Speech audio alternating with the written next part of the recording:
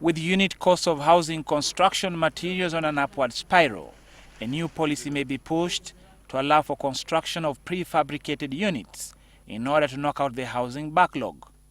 If you use bricks, it takes so much time to complete a house. If you use prefab, 1 or 2 days, your building is up. Now you've got to sit down and compute the gains and losses. That assertion by the Minister of Lands, Housing and Urban Development follows concerns by real estate developers that construction and indeed lowering the cost of properties is a nightmare.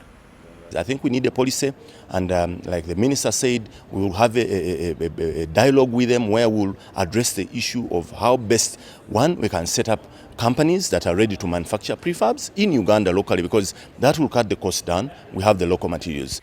Experts attending this year's real estate conference here in Kampala are also arguing that best practices around construction cost control in Uganda is necessary.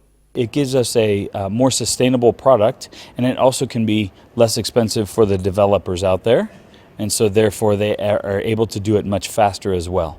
There's been concern that in spite of the real estate boom in the country over the decade, the quality and quantity of real estate is yet to improve.